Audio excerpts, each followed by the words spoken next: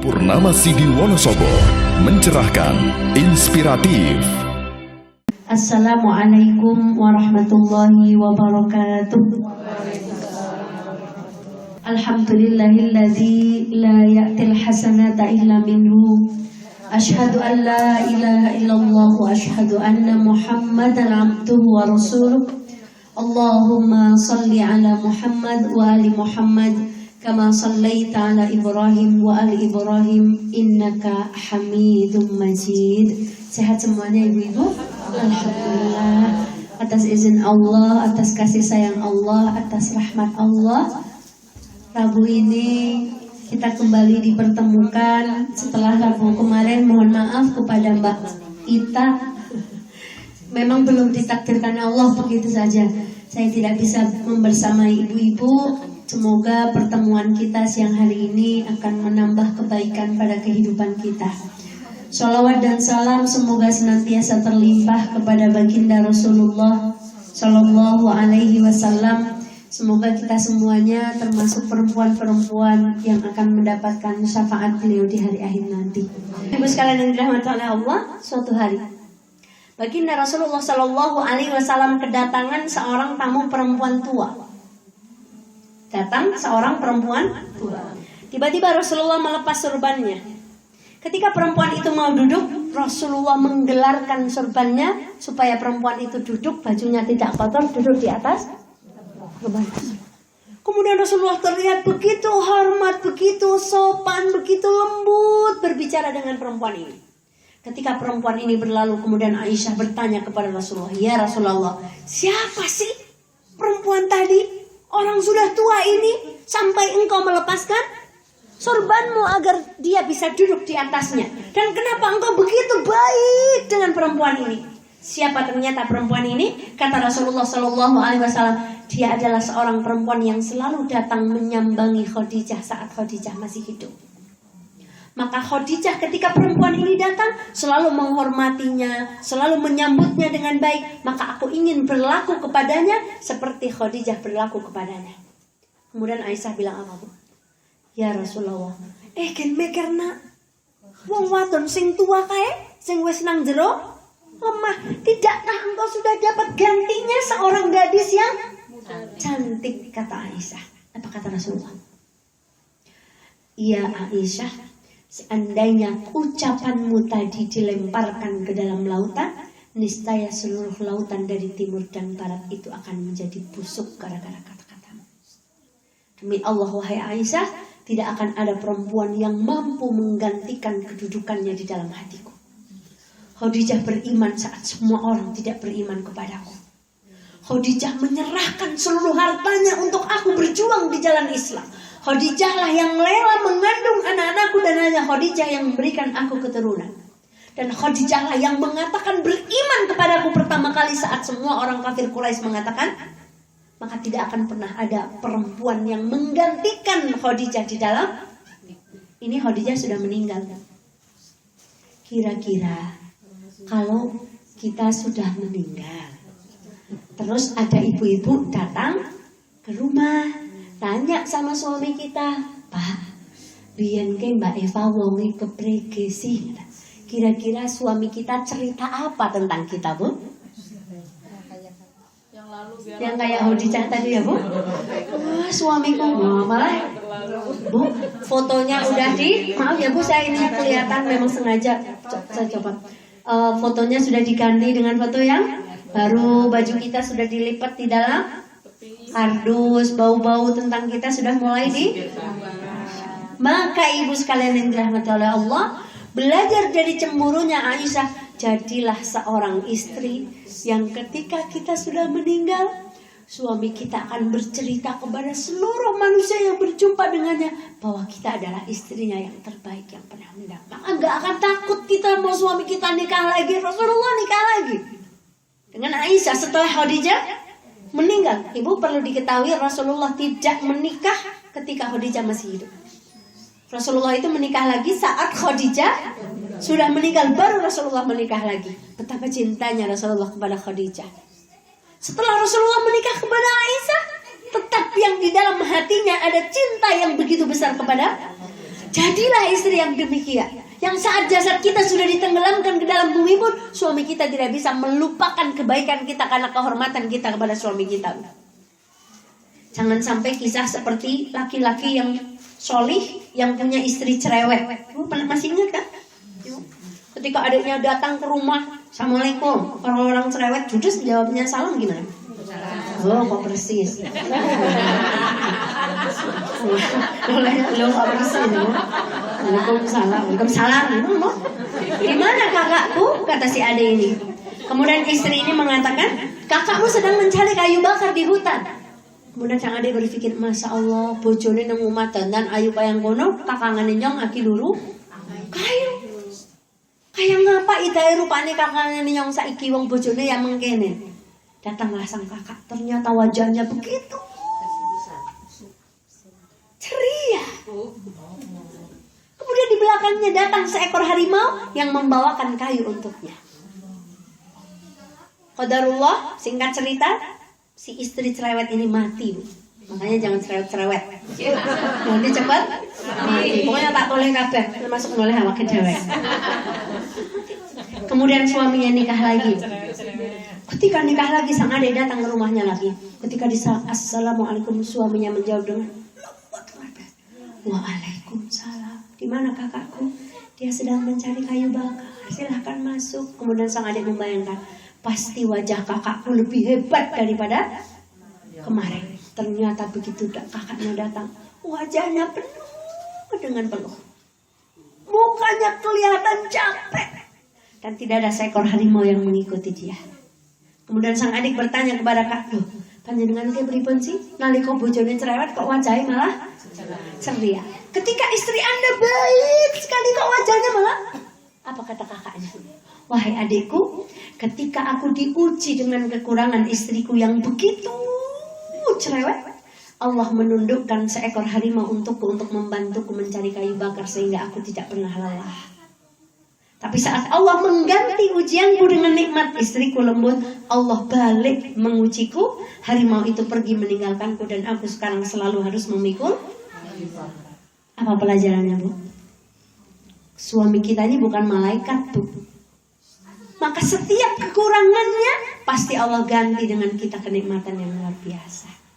Maka ibu sekalian yang dirahmati Allah, lihatlah, Allah itu nggak akan orang kok nggak dikasih ujian nikmat terus nih dikasih istri, tapi ditundukkan baginya seekor harimau. Ketika dikasih nikmat istri yang lembut, diuji dia, harimaunya nggak ada yang mau tunduk. Maka ibu, sesungguhnya kelebihan dan kekurangan yang Allah titipkan kepada kita, kepada suami kita, kepada orang tua kita, kepada teman-teman kita, bukan untuk menjadikan kita menjadi orang yang buruk di sisi Allah.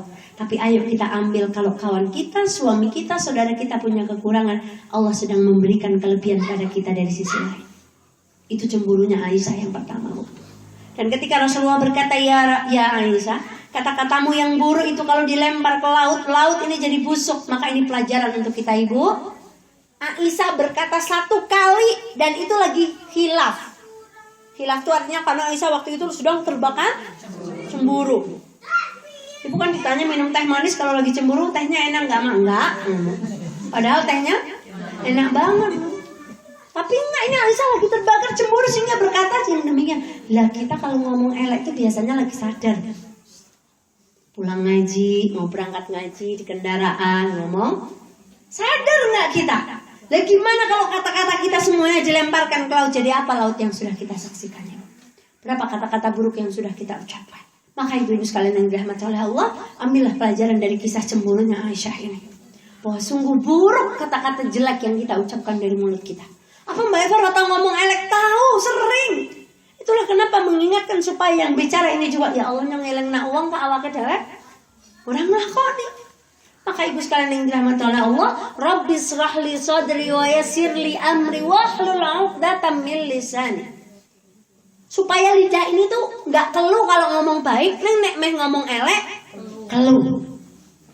Supaya kalau lidah kita baca Quran itu lancar, tapi kalau nembang elek apa? Kalau gelendeng itu jadi sariawan apa gimana gitu? Orang kan kalau kepleset yang diantara dua paha kelihatan, perutnya jadi besar. Makanya kata Rasulullah, orang masuk surga itu bisa jaga yang 2 paha sama yang 2 bibir. 2 paha ini artinya jaga kemaluan, 2 bibir ini artinya jaga anggal bundi. Anggal bundi jaga nih, anggal ini. Dan kalau kepleset yang diantara ininya langsung maju. Kalau kepleset yang diantara ini, apa bibirnya Ibu Sariawan lebar ngelendengi? Enggak, tehnya tetap manis, ini roti tetap enak. Itu Bu. Nah, maka ibu-ibu sekalian yang dirahmati oleh Allah, itulah kisah cemburunya Aisyah yang pertama. Kedua, jadi Aisyah ini sangat cemburu. Suatu hari Aisyah sedang dapat giliran Rasulullah. Kemudian ketika tengah malam, Rasulullah itu bangun dengan cara mengendap-endap. Pokoknya aja nganti Aisyah terbangun. Tapi Aisyah tahu kalau waktu itu Rasulullah bangun. Kemudian Rasulullah mencangking, membawa terompahnya dicangking supaya topaknya Rasulullah itu jalannya itu tidak kedengaran. Begitu Rasulullah pergi, Aisyah membuntuti di belakangnya. Terus arep mengdikir Rasulullah. Apa gak mengumai Hafsah, gak mengumai Maria, gak mengumai Saudah, gak mengumai Ummu Salamah? Curiga. Jadi kadang-kadang cemburu yang tidak terkontrol itu, cemburu itu sedikit sekali dengan iri ya Bu. Karena kalau kita iri dengan seseorang, curiga aja mainnya tuh. Ngapain ya Mbak Kaika mongon kae mbane nglundungi nyong. Mbak Kaika mongon kae mbane siki wis ora akrab karo nyong, malah akrab karo kae. Mbak Kaika wingi bareng karo mobil kae ora milu mobil nyong ya. Nah, begitu terus Bu. Ini Aisyah nih ngintil. Ternyata Rasulullah pergi kemana Bu? Rasulullah pergi ke kuburan Baqi Bu. Rasulullah pergi ke kuburan Baqi. Ini hadisnya diriwayatkan oleh Imam Muslim. Begitu Rasulullah pergi ke kuburan Baqi, Rasulullah tahu dia diikuti oleh istrinya yang bernama. Maka ketika itu Rasulullah berbalik dan Aisyah berusaha ketika Rasulullah mau balik itu Aisyah tidak terlihat oleh Rasulullah. Maka Aisyah melayu. Begitu sampai rumah, nafas Aisyah wong lebar ndelek daripada nafas Aisyah keton lebar nahan melayu. Kemudian kata Rasulullah tahu kalau Aisyah tadi membunuhnya. Kata Rasulullah kepada Aisyah, kamu kenapa? Kok nafasnya terengah-engah gitu? Rasulullah tahu kalau tadi diikuti. Kemudian aku tadi tahu engkau bangun dan seterusnya. Masya Allah, cemburukah engkau Aisyah? Kata Aisyah, siapa yang tidak cemburu terhadap laki-laki sepertimu wahai Muhammad? Maka kalau suami ibu pergi kemana-mana, subhanallah, rasanya kan? Maaf ya Bu, di rumah ada yang rewangi di rumah itu, saya bilang sama suaminya, ayah, bunda itu kalau ngaji hatinya tuh nggak tenang. Kenapa? Karena bunda ninggalin ayah dengan mbak, dengan di rumah ada karyawan perempuan dan di rumah cuma ada anak. Lah ya mas pikirannya kayak ngono namanya. Itu bentuk cinta kita, cemburu kita. Maka ibu-ibu sekalian yang dirahmati oleh Allah, kemudian Rasulullah tersenyum dengan yang demikian. Maka ibu, tersenyum sama mbok katanya. Artinya itu Bu. Jadi cemburulah ketika mata suami kita mulai. Ibu naik mobil, lewat cewek, suami kita meripatnya ikut. Nah, hati-hati nih. Ibu datang kondangan ke Adipura, ada apa itu namanya? Orjen tunggal. Ibu duduknya kan suaminya damping ibu, nggak madep kita, tapi ngadep. Hati-hati itu. Jadi kata Ustadz Fauzil Adim, beliau tuh nggak pernah punya TV Bu. Suatu hari istrinya tuh nyewa Bu, jadi pernah nyewa TV. Begitu nyewa TV, datanglah iklan sampo. Kemudian Ustadz Fauzil Adim ini mau ngetes suaminya, bilang, Masya Allah, rambutnya bagus sekali ya. Terus suaminya, Papa muji perempuan itu. Loh, kalau nggak disetel ya saya nggak lihat kalau ada perempuan rambutnya bagus kayak gitu. Akhirnya istrinya kapok. Setelah itu tidak. Saya juga kalau lagi nonton TV terus ada iklan ketek gitu Bu. Kan sekarang mau ngiklanin ketek aja gitu ya Bu. Kalau sampo yang dipamerin badannya apa samponya? Makanya Aisyah. Nah, Kemudian ibu-ibu sekalian yang dirahmati oleh Allah, kisah Aisyah cemburu lagi. Suatu hari baginda Rasulullah SAW pergi ke kuburan Baqi dalam hadis riwayat Ahmad. Kemudian Aisyah itu di rumah pusing-pusing. Ibu kalau pusing-pusing pengennya diapain, Bu? Diapain? Ditanya dan dielus. Ditanya terus Dielus. diapain? Diambung.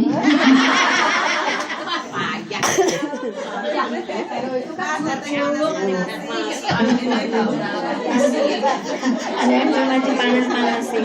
Ibu. Nih, Mbak Eva, nggak semua orang hidup itu bahagia seperti rumah tangga yang kadang Mbak Eva ceritakan, Ibu. Ketika seseorang bercerita tentang kebahagiaan rumah tangga, belum tentu kebahagiaan yang ia rasakan seperti yang ia ceritakan. Tapi kenapa dia bisa bercerita seperti itu? Karena dia ingin bersyukur kekurangan suaminya itu jadi kelebihan untuknya. Dan itu doa, Bu. Jadi, wah, keluarganya belum tentu. Tapi orang ini ingin bersyukur kepada Allah. Apapun yang terjadi pada pasangan hidupnya, dia ingin selalu bersyukur kepada Allah. Janjinya Allah kalau bersyukur dia apa? Jadi kalau hari ini belum baik, kalau kita bersyukur, janjinya Allah suatu saat akan dirubah. Maka suatu hari Aisyah ini pening kepala, Bu.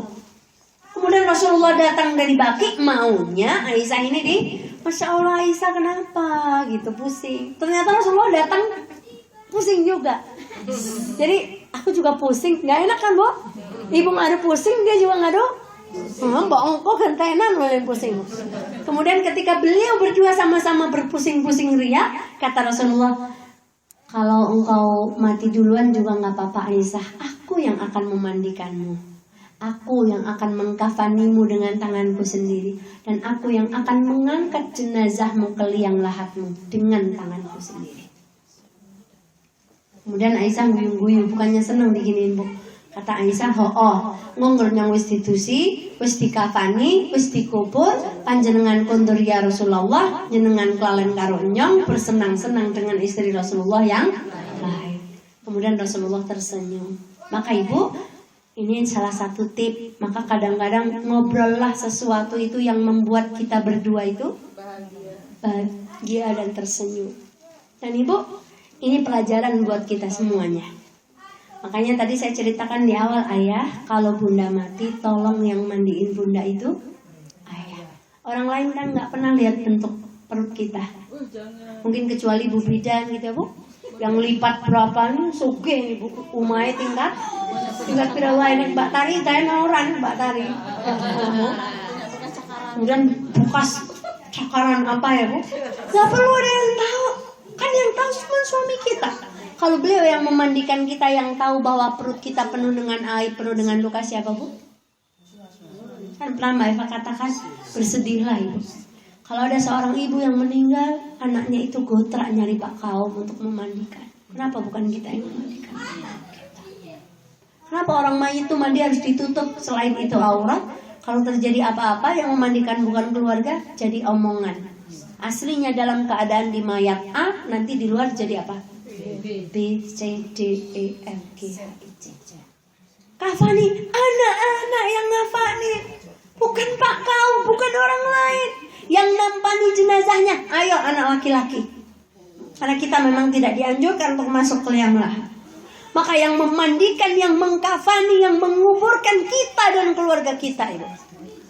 Jadi kalau bisa, kalau ada keluarga ibu yang meninggal, jangan manggil orang dulu sebelum mayat itu sudah dikafan. Itu artinya setiap saat di rumah harus ada kafan. Siapa yang di rumah sedia kafan? Tunjuk jari.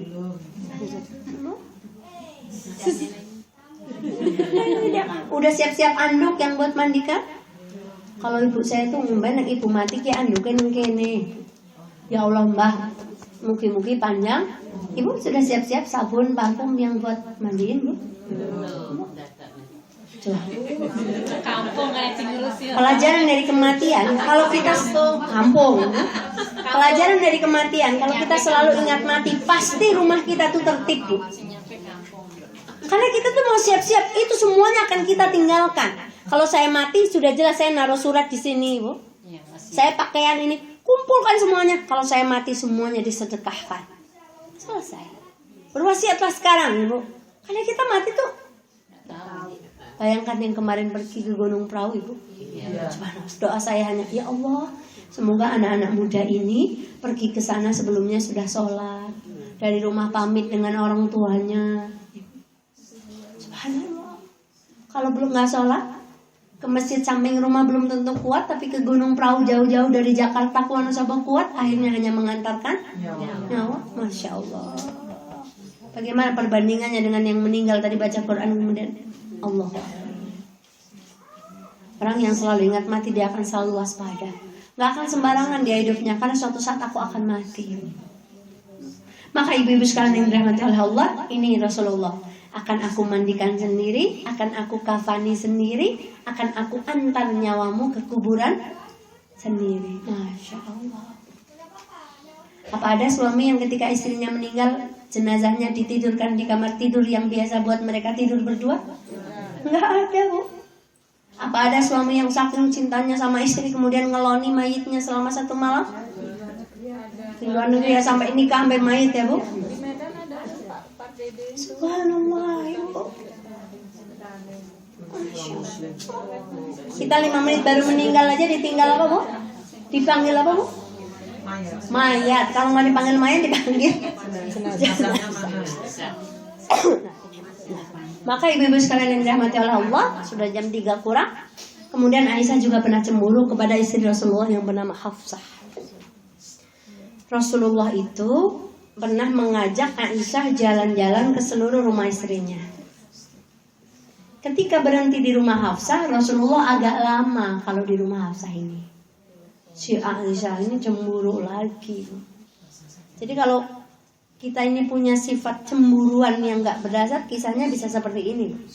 Bedanya kalau Aisyah cemburu kan langsung diingatkan Rasulullah, punya caranya untuk menyembuhkan. Kalau kita punya rasa cemburu, punya iri, gak ada yang mengingatkan mau jadi apa kehidupan kita. Kemudian ternyata Rasulullah itu kalau ke rumah Hafsah dikasih madu. Wah, madu Arab tuh.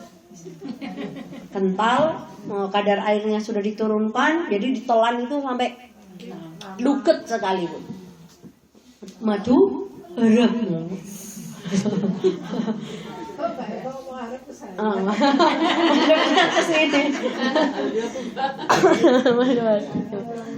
Maka ibu sekalian yang dirahmati oleh Allah, ternyata beliau ini subhanallah selalu membuat orang lain tertawa, Bu. Kalau di Anissa aja belum keluar ini, Bu. Beliau kalau sudah subhanallah pengen membuat kita tertawa itu, wah ibu bakal terpingkal-pingkal sampai terjungkal-jungkal. Oh kalau nggak duet nggak jadi, oh begitu, nggak ada duetannya soalnya di sini ya, subhanallah. Kemudian Aisyah begitu tahu kalau Rasulullah itu kalau minum madu, Aisyah ini aku mau bikin siasat. Jadi cemburu yang tidak terkontrol, iri yang tidak terkontrol itu akan membuat kita itu berbuat keburukan yang selanjutnya. Maka kemudian Aisyah datang ke rumah Saudah. Mengko angger Rasulullah kondur kan tutuke mambu madu. Engko pokoke dhewe ngematur Rasulullah tutuke ambune ora enak.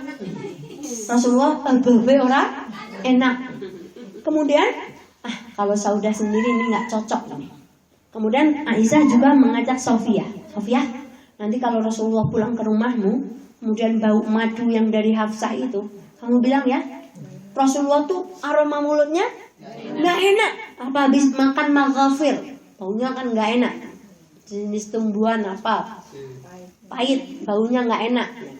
Begitu Rasulullah pulang dari rumah Hafsah, masuk ke rumah Aisyah, kata Aisyah, Rasulullah ini mulutnya bau apa sih? Sampai Rasulullah itu bersiwak. Aku nggak habis makan apa-apa kok, enggak, ini bau tumbuhan tadi tuh, nggak enak baunya, bebe orang enak. Ya dikenang apa Ki?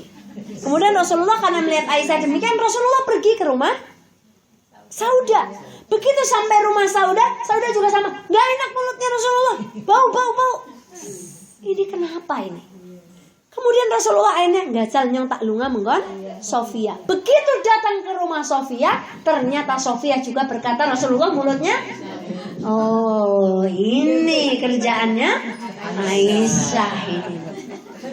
Maka waktu itu sampai Rasulullah, wes sekarang nang Madinah ora kena mangan madu.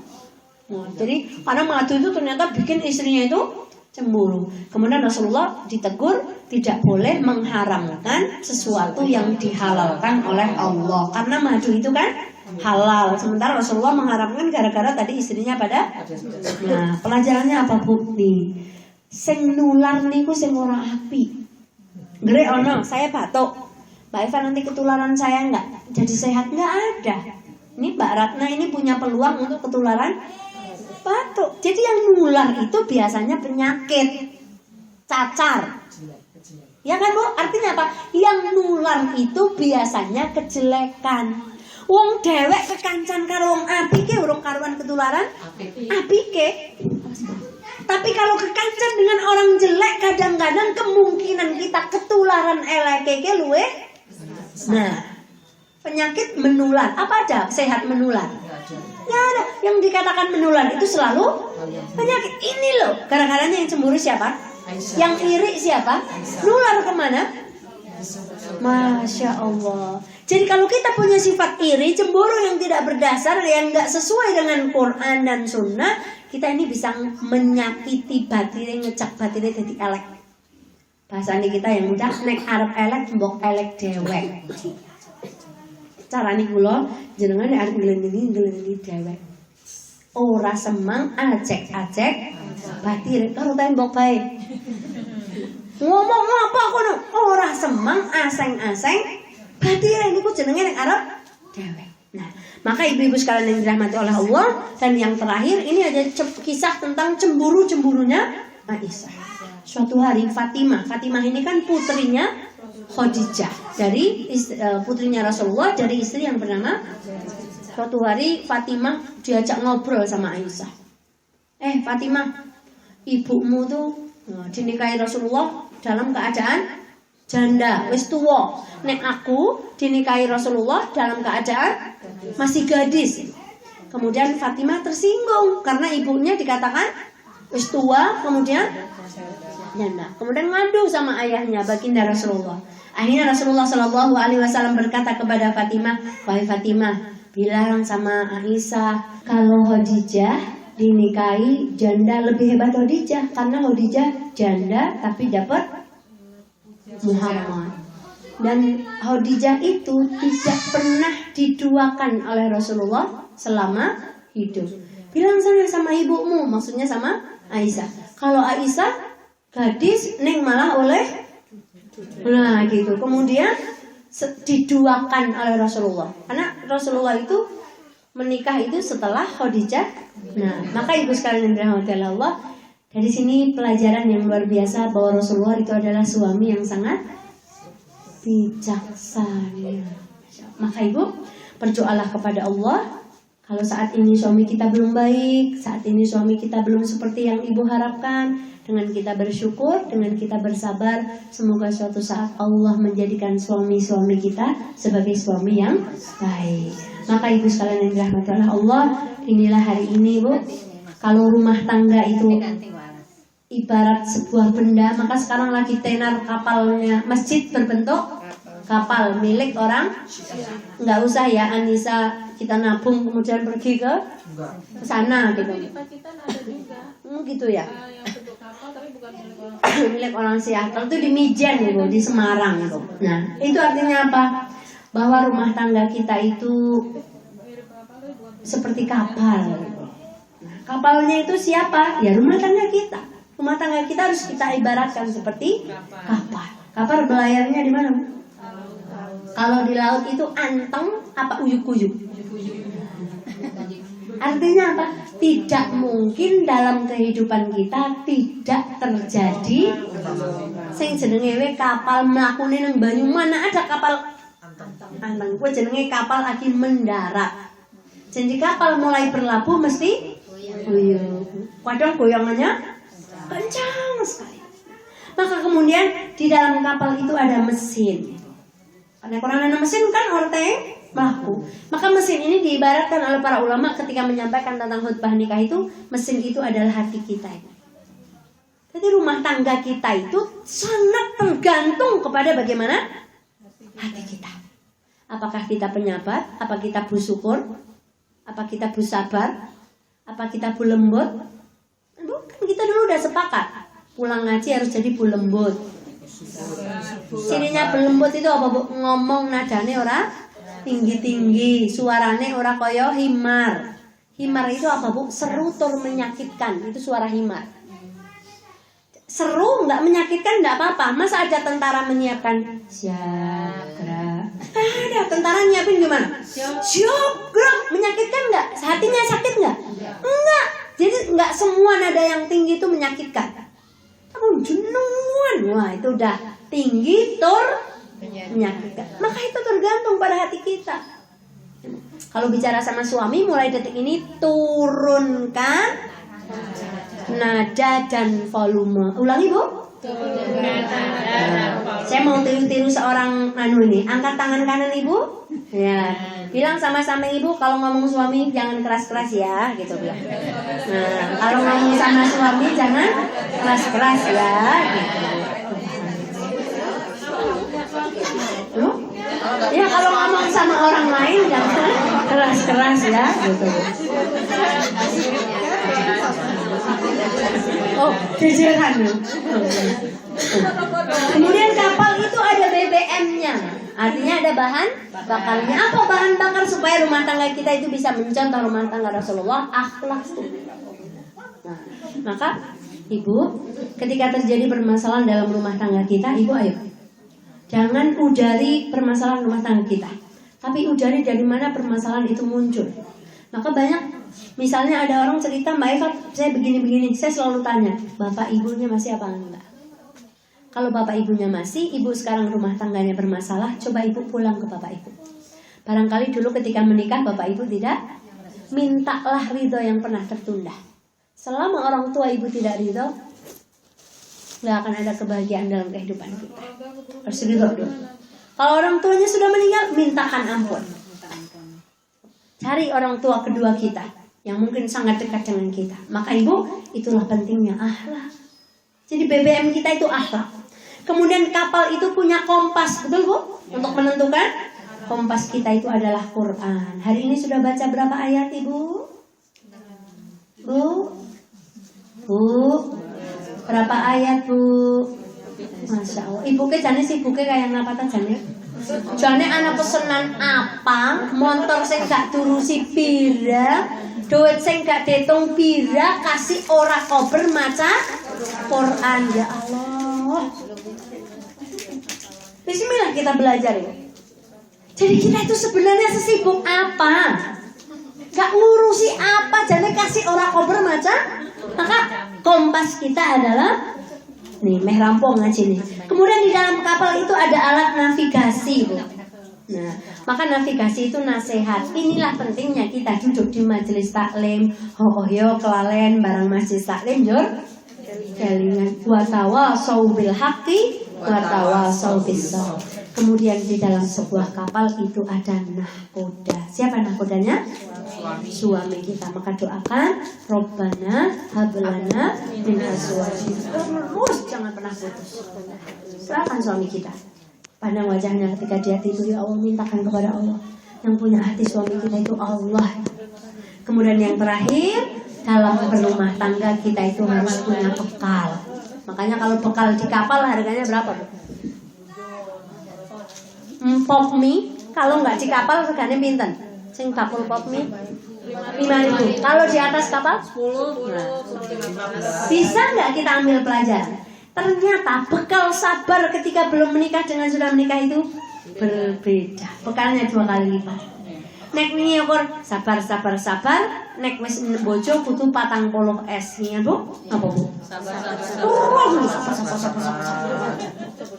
Jadi kapal aja Bu, kopi kalau nggak di kapal harganya murah. Kalau di atas kapal harganya berapa? Kan rumah tangga akibat kan selamat menjalani bahtera rumah tangga kan gitu. Bahtera Anda akan segera berlayar. Jadi nggak ada di kapal itu murah tuh, nggak ada. Mahal artinya apa? Bekal yang kita gunakan untuk hidup dalam rumah tangga itu mahal. Sabarnya tikel pira, tawakalnya tikel pira, pasrahnya tikel pira, dan doanya kudu tikel pira. Mergane apa maning wis dokol niki Bu?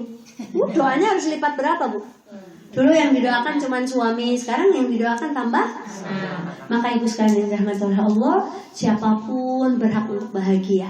Maka mintalah kepada Allah, semoga rumah tangga yang kita jalani, kalau hari ini belum, esok, bulan depan, minggu depan, Allah akan menjadikan keluarga kita keluarga yang sakinah, mawaddah, dan rahmah. Cemburulah, Aisyah punya cemburu, tapi Allah sangat cemburu dengan kita. Jadi cemburunya Aisyah yang begitu enggak seberapanya cemburunya Allah. Allah itu sangat cemburu kalau kita tidak berbuat baik.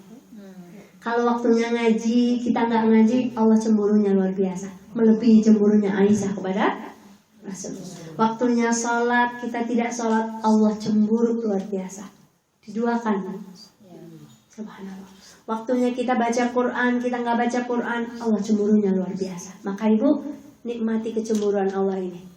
Jangan sampai kita membuat Allah itu marah, tapi kita datanglah ketika Allah itu merindukan kita, ketika Allah memanggil kita, datang. Demikian ibu-ibu, semoga kita semuanya bisa menjadi perempuan-perempuan seperti Khadijah. Subhanallah. Yang terakhir, pegang dada ibu, bismillah, aku mau jadi Khadijah. Gitu ya Bu? Bismillah. Khadijah sabar nggak? Ibu sudah sabar belum? Demikian, semoga bermanfaat, semoga ibu bisa menjadi Khadijah. Saya akhiri, assalamualaikum warahmatullahi wabarakatuh.